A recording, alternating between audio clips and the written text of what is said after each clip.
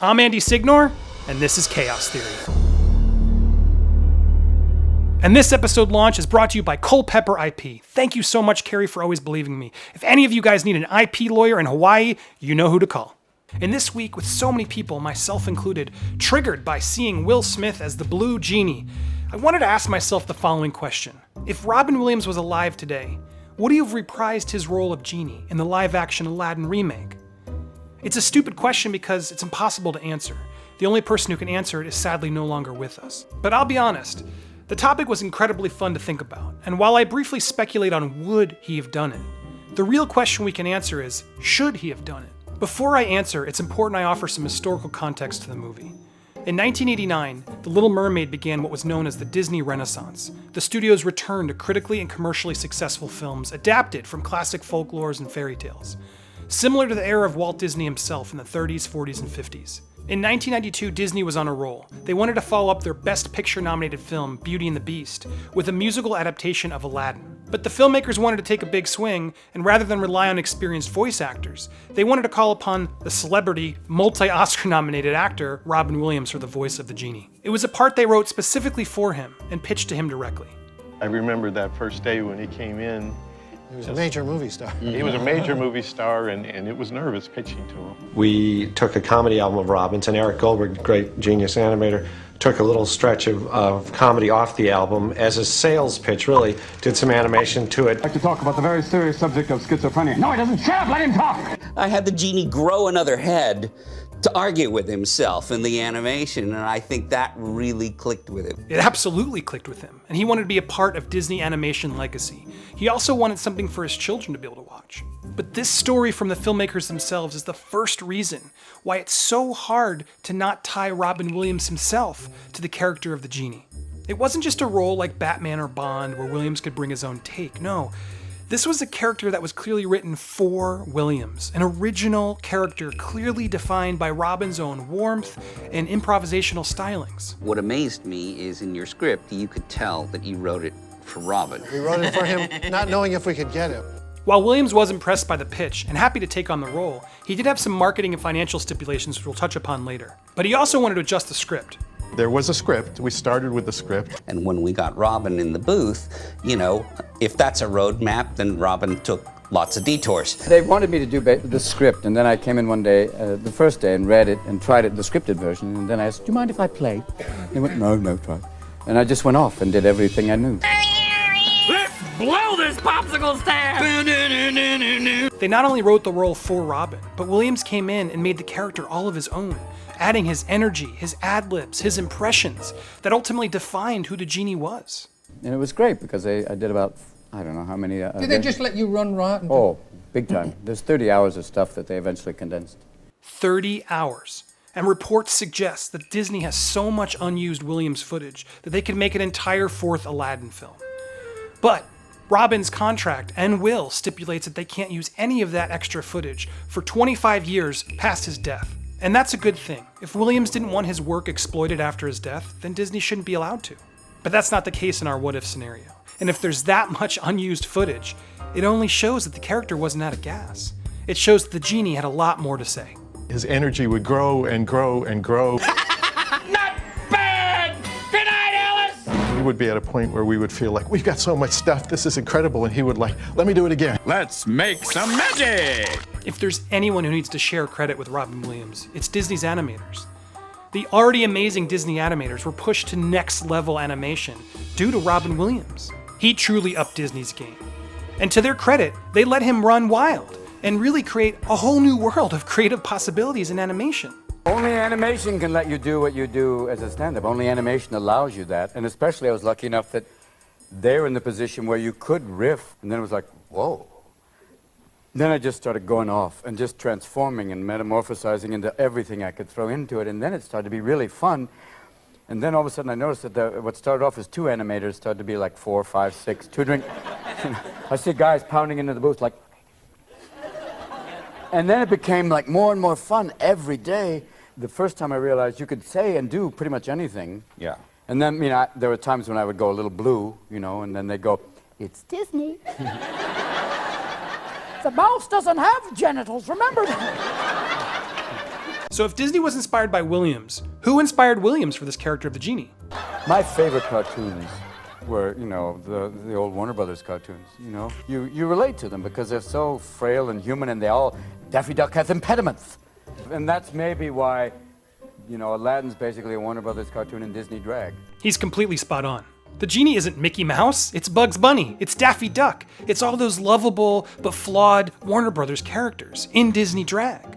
And looking back at what his character inspired, I'd also put him as the original Deadpool, but for kids. An honest, warm, witty character who could push the boundaries of the story, break the fourth wall, and make fun of the studio itself that's making the film. Perhaps that's why my generation loves Deadpool so much.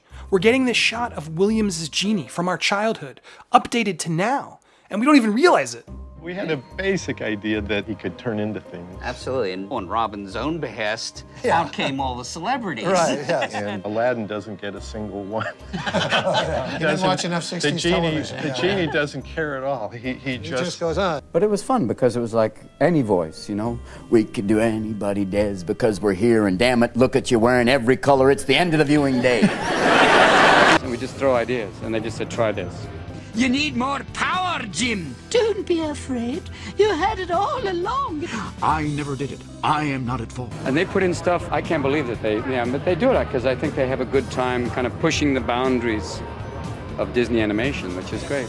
Hearing his own excitement about pushing the boundaries of animation, it just makes my imagination run wild. I mean, what would a 2019 Robin Williams do with that type of technology? I wanted to ask a VFX friend to tell me, what would that movie look like in 2019? So as someone who would love to see Robin Williams take this role on again and wishes that he could, it makes me really sad that we're never going to be able to see that version of the film. But there's another thing that I'm more concerned about. You look at the way the genie transformed in the animated version of Aladdin, and all of those things are things that when you bring them into a live action context only work in specific scenarios. You know, you look at something like Green Lantern with Ryan Reynolds, and you know, he's able to use his ring of power to visualize things and bring them into the world. But because it's a tonally serious film, it makes it harder for our brains to have a suspension of disbelief. And so if you were to do the same thing with the genie in a serious version of Aladdin, transforming into a submarine or transforming into any of the character impressions that he did, you know, those are things that just aren't necessarily going to look right, not to mention the clearances that you would need to get for all of those actors. You can translate animated things into live action and use exaggeration. Great example of that would be Jim Carrey's The Mask. I mean, that's basically a live action cartoon. But when you look at that, it's so tonally different than what they're trying to do with, seemingly what they're trying to do with this new Aladdin film. The Mask is a film I didn't even consider to compare this film to, but it's spot on. And I wonder if Robin Williams is a fan of that film. I do know he was a big technology nerd. His own daughter was named after his favorite video game, Zelda. They did a Nintendo commercial together. Dad, Yes, Zelda? are you mixing me up with the princess again? Hard to say. You're both pretty magical. I tried to find more information about Robin and his feelings on computer animation. At the time of his death in 2014, Disney and Pixar were in full effect in beautiful CGI animation. And Williams himself had done some other CGI films, including the Happy Feet franchise, creating photorealistic penguins, which he co-starred in with Frodo himself, Elijah Wood. So Williams was clearly aware of the Lord of the Rings computer technology. In fact, I unearthed this interview he did on a red carpet reacting to Andy Serkis's Gollum. You're here at the premiere. You having fun? Yeah, big time. I know Sean, but I also got to meet the man who does Gollum, and that for me was the best. Can you do some Gollum for us? We didn't do it back and forth, you know, dueling Gollums is a hard thing to pull off. I just congratulate him because I think he has done one of the most extraordinary things in recent film. This is fascinating to me because I believe Williams and Serkis have something in common. They both created a performance through animation so identifiable to the characters themselves and so game-changing that they were able to reinvent an entire industry. But he wasn't able to see the real human CGI recreation that we've done in the past few years through Furious 7 and Rogue One and Captain America Civil War. But he absolutely saw the technology coming and he was fascinated by it. I'm going to show you Robin Williams' own thoughts on the future of technology and movies, along with his beef towards Disney after this short break. I mean, I'm fascinated by computers and, once again, artificial intelligence, but just to see what computers have done in terms of people connecting and that kind of neural net that's existed. It affects movies, the idea of, virtual technology, and now with the last Star Wars, and there's a movie that Al Pacino did where it's actually the main character he's dealing with is a girl who is totally virtual. And then it'll be the next step is, you'll be interreacting, and hopefully we won't be redundant, but there would be the idea of still creating and reacting off of something that's not there. It could be a combination of Marlon, Jack, and Gielgud. Could be that thing that I don't know. Why are you doing it? Why are you doing it? It's the ultimate question to why are they making this remake to begin with. It's because Alice in Wonderland made $1 billion. Beauty and the Beast, Jungle Book, they were all mammoth successes at the box office because people bought tickets. The other sad reality is younger generations just get bored of classic movies. I know that's hypocrisy, but the truth is it's unfair to blame them. We as parents raise our kids on the films that come out as they're young. We take them to the theaters and they talk about those films with their friends. So when we break out a movie, a classic from the archives, it's gotta be damn good to hold up to their attention compared to the shiny big films that they're used to in the theaters.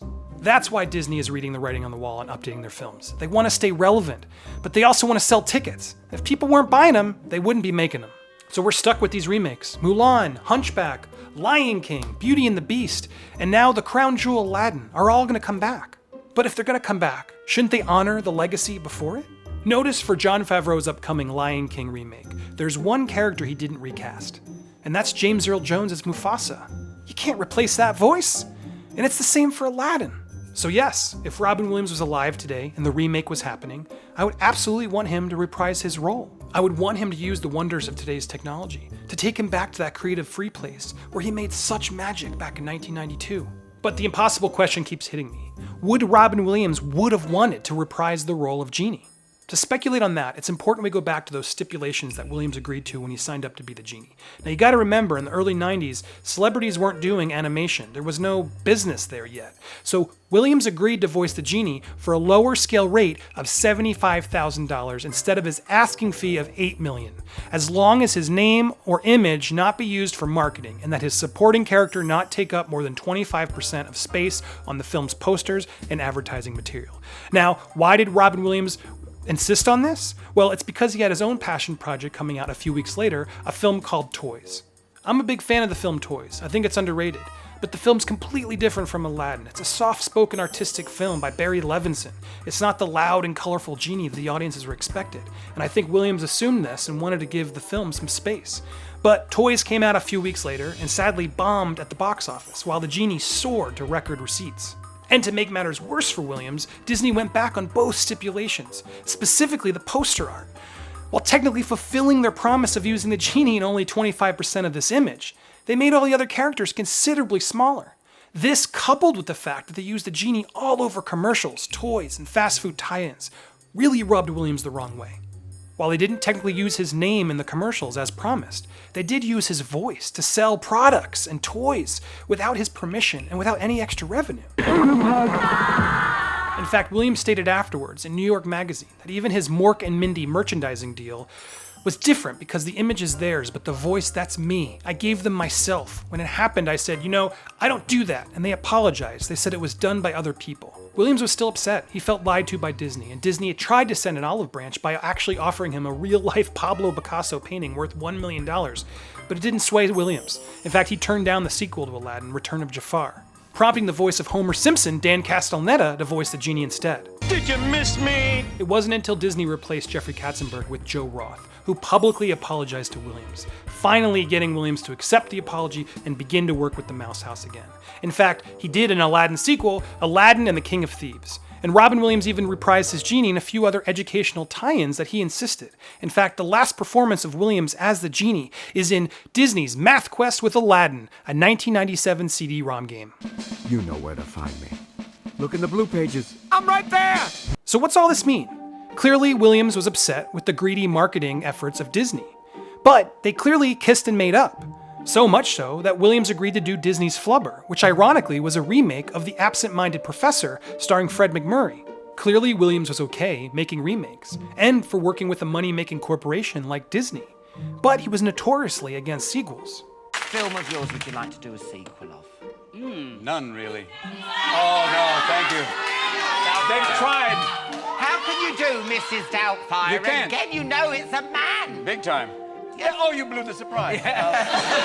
They've tried to write it 3 times. It never works. But this remake isn't a sequel. It's a reimagining. And that's where I get worried because this isn't a new Aladdin. They're simply remaking the original 1992 cartoon.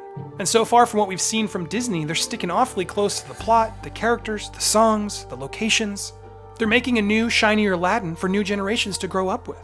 And I would argue that both Robin Williams and actually, in fact, Gilbert Gottfried were too iconic and built into their very characters' DNA to simply update them with someone else. Especially if those actors are alive and well and able to use CGI technology. We know why Gilbert Gottfried's not back. His offensive jokes made him unemployable by both Affleck and Disney. That's a whole nother debate. But if Williams was alive today and they were making this film, would the public let them make it without him? I'm sure if Williams gave his blessing, then maybe?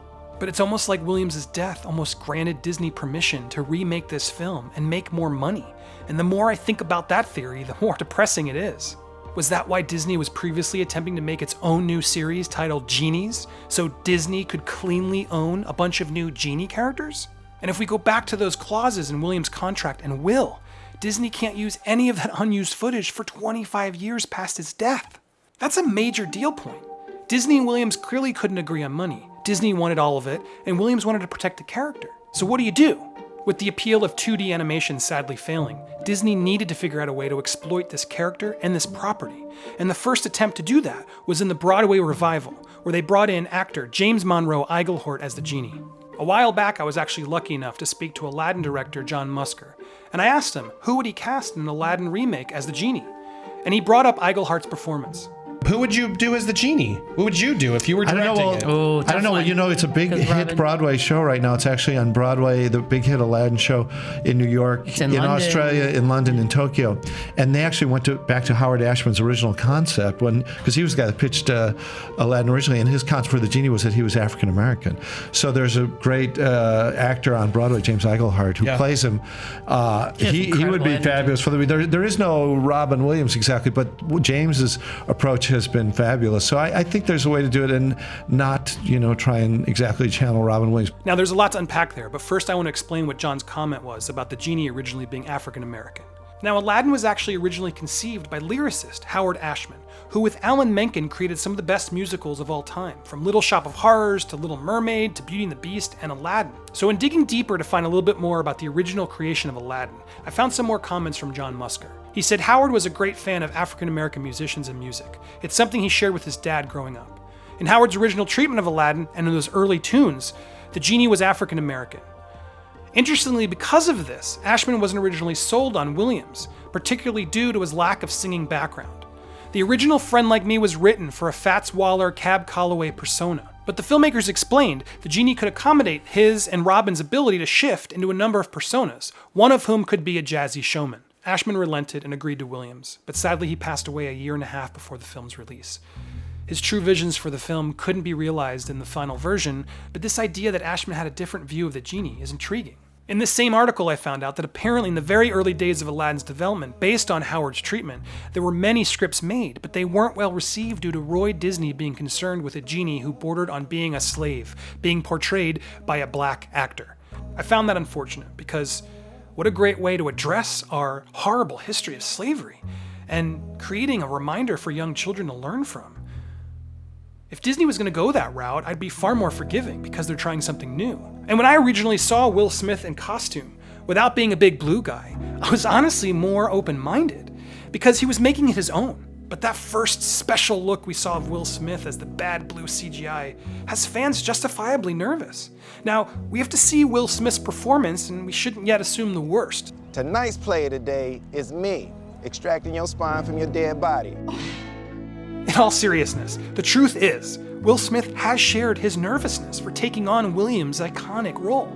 I was terrified doing the genie, after Robin Williams, Right. And but I found a lane that pays homage, but it's my own thing, So it's I think people are going to love it. I hope Will Smith has found a new lane because it's important. And while there was another version written and Iglehart created a respectful Broadway version, but the version of the film we all grew up with and invested in that lined the pockets of Disney was through the labor of Robin Williams. I tried to look, but I couldn't find any other comments of Robin Williams recently reacting to the Broadway version or any other version of Aladdin. In fact, any interview I found, he was a complete gentleman and always reacted fondly to making the film. But I can't imagine as a creator, creating something so iconic, that's so full of your life, blood, and DNA, and to not be able to have any say on how your character is exploited in Happy Meals well past your death, without any sort of residuals to you or your family. That's gotta sting. But it shouldn't be about the money. In fact, a lot of people wrongfully ran with stories after Williams' death that Williams was running out of money, and that's why he signed on to do Mrs. Doubtfire 2, which was in pre-production at the time of his death. Now, I don't believe this theory, and to quote his longtime publicist from The Wrap, Robin had no financial problems. We should be blessed to have Robin's financial status. Robin Williams had to have plenty of money, and I'm sure he could have cashed in a million ways if he needed to. So I don't believe he would have done this project just for the money. I think he would and should have done this project to extend the legacy of this character and to finally take ownership of his likeness and the residuals that he deserves. You gotta understand something about likeness rights. You see, 2D animation is a tricky thing. You're seeing an animated version of Robin Williams, but you're not seeing his face. Therefore, Disney doesn't owe him anything for marketing or residuals beyond his voice. Think of it like Iron Man. If you see an Iron Man toy in the store and he has his helmet on, you don't have to pay a likeness fee to Robert Downey Jr. But when the mask comes up and you see Tony Stark, his reps brokered a licensing deal to protect him and his performance. So don't for a second think that Will Smith hasn't signed an extremely lucrative likeness deal for his face to be integrated into the Big Blue Genie. Let me reiterate that. Will Smith's face is now going to be plastered onto Robin Williams' Big Blue Genie body. And that's why when I asked this question, would Robin Williams have reprised his role as the genie in Aladdin? I honestly don't know. But should he have? Absolutely! Just for the respect of finally coming full circle and making this character his own. Imagine the chance to put Robin's actual smile on the warm, loving blue genie we all grew up with. The character we immediately connected to when we heard he had passed on. This big, shiny update of Aladdin for a new generation should have included Williams to cement his legacy. Sadly, we don't live in that reality. And the reality that Williams lived in, while seeming joyous to us, was far darker than any of us could have ever imagined. The always generous, brilliant, and loving Williams grappled with his own secret, dark depression and struggles with sobriety. It's heartbreaking to learn that someone we all loved so much could have been living in such pain. And his loss should remind all of us to help one another. In fact, it's a good time to remind all of you. If you or anyone you know are feeling alone or need help, speak up or call the National Suicide Prevention Lifeline at 1-800-273-TALK. Williams' loss was insurmountable, but he left us thinking, and he left us with a catalog of characters and stories that will always inspire us. While I would love to give Williams the full financial and creative respect he deserves with Aladdin, Williams has already earned our respect through his years of work that will continue to make us think and laugh forever. But this new version of Aladdin reeks of making money and potentially disrespecting Williams' legacy. Granted, we must wait to see the film, and I hope Guy Ritchie, Will Smith, and the rest of the cast and crew do choose their own lane and make it something new. But a hip-hop fueled friend like me will not be enough, and that sounds terrible. I hope they don't do that. To echo director John Musker. At first, I was a little more skeptical of the live action things. Like if you just restate the movie, it's like, why do it? But I did like Maleficent, where they kind of took the movie but then did a twist on it. I haven't seen Beauty, but I hope any of these, they kind of open it up and do something. They don't just restate the movie like, the Gus Van Sant Psycho with Vince Vaughn, where he took, shot for shot and did the movie. But if you take it a little different angle, I think it's cool. But I don't know, any of our movies would be intriguing to see. We are not really involved. They try and keep us as far away as possible from it. If Disney is avoiding a Psycho-style remake, which they should bring in new filmmakers. That makes sense. But what makes this new? With the same songs, the same characters, the same locations, a few extra characters and songs doesn't make it a new story. And with no disrespect to the original voice actors of Aladdin and Jasmine were recast midway through the movie. They actually had two different actors, one to sing and one to speak, which never made sense to me. Why can't you hire an actor who can do both? But Williams did it all himself. From the creation, to the scripting, to the animation, it was all born from Robin Williams. To quote the directors again, there were images of the genie embracing Aladdin as he does at the end of the movie. You'll always be a prince to me. It really hit home because Robin was like the genie. He was the genie. He was bigger than life. When I saw how much people were embracing the genie, I was sad and moved that what we did helped really process has cement lost. that I was very, very touched by it. Look, I'm not here to take a shot at Will Smith. I actually really like Will Smith. And as I unearthed this clip of Robin Williams from the Golden Globes... Mother Teresa, is there anything you want? I want to direct. Okay. It's clear even Will Smith always respected Robin Williams. And no, I didn't edit that clip. Since we sadly can't have another Robin Williams Aladdin, let's hope Disney does make it its own. And if they don't, let's demand that they do better by respecting Williams' legacy. Not with a Will Smith homage or a title screen, but with a big fat check to suicide prevention and Parkinson's research. I'm Andy Signor, and that's my chaos theory. What do you think? Did I change any of your minds? Tell me in the comments below. Oh, and a quick shout out to my friend Brian Beam of Beam Creative for making that awesome clip of Robin Williams as the genie. If you ever need any VFX, look him up. Do you have a subject in film or TV that you want me to break down in a future video? Please send it my way. I'm looking to do more content that says something. I'm sick of just talking about the same boring crap that everybody else is. So stay tuned and subscribe to this channel for some more exciting content. Thank you, Mr. Robbins. Mr. Robbins? Taking the stick back, Elmo.